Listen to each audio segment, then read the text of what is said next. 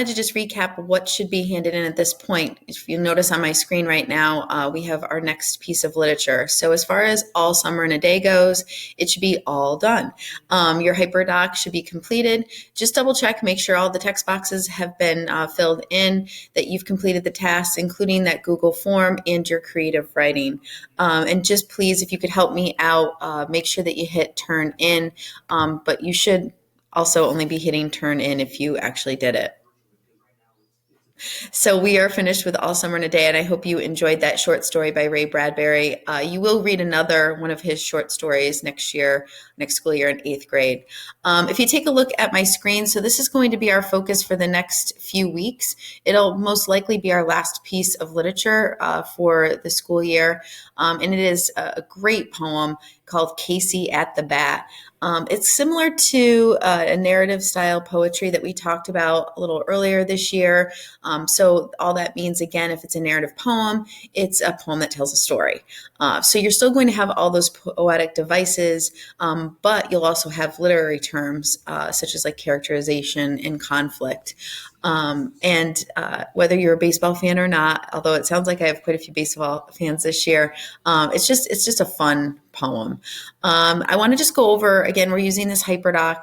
All a Hyperdoc is just a Google slide presentation that's meant to be interactive. I will be posting on Classroom the slides that I expect you to do each day. If you take a look, slide number one just gives you an overview, our objective. So it says, read and listen to the famous poem, Casey at the Bat by Ernest Lawrence Thayer.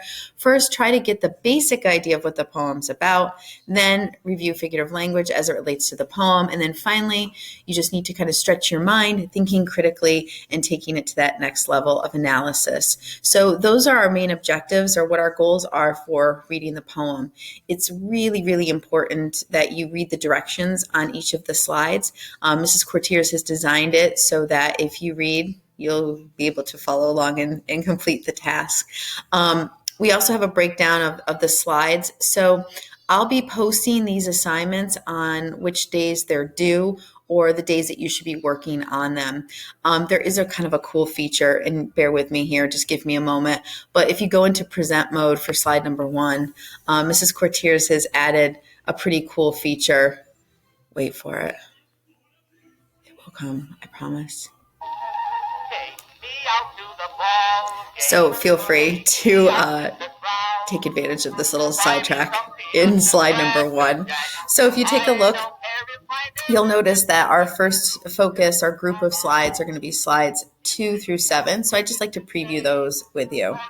Nice job, Mrs. Courtiers. Okay, so slide number 2, if you take a look at the directions, it says simply click on the link to the right. You will be able to listen to the poem, and it will also show you the pages of one of the many picture books created for this poem. So if you take a look, you'll see the little arrow here. It's the best of both worlds. You have the audio and you get to see a copy of the text.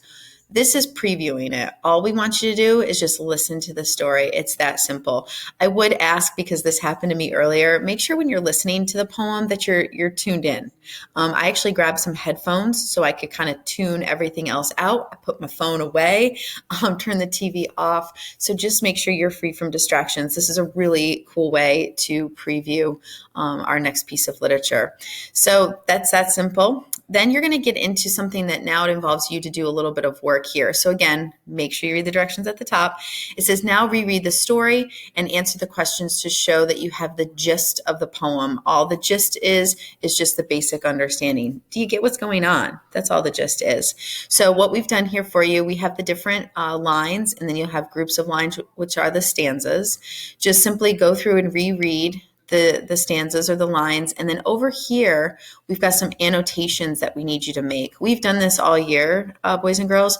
All you have to do is answer the questions here in the text box.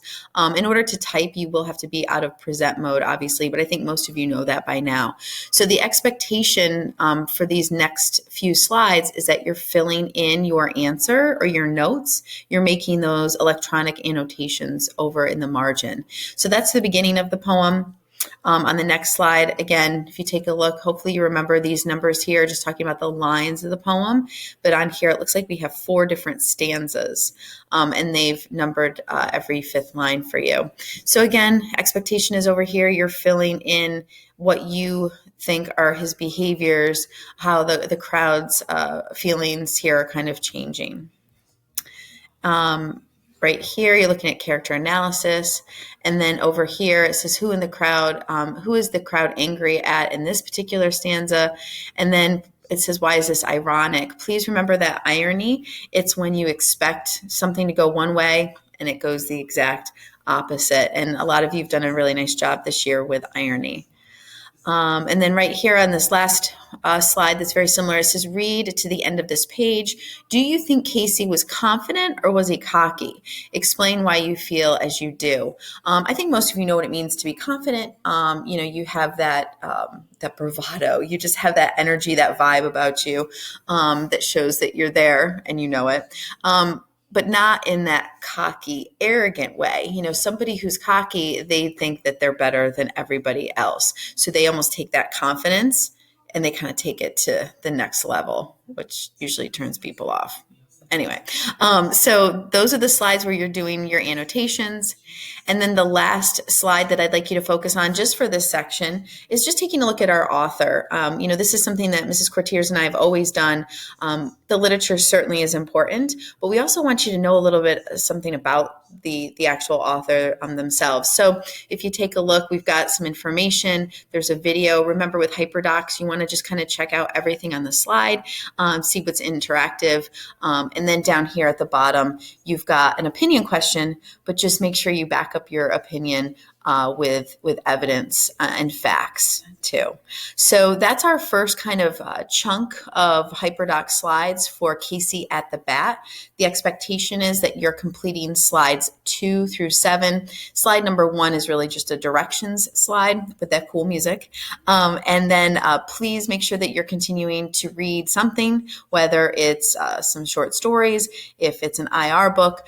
Don't forget to check back at the Padlet that I created a couple of weeks ago if you're looking for any book suggestions. So this concludes this week's lesson. I hope you enjoy Casey at the Bat, and I'm looking forward to feedback from you guys. See you soon.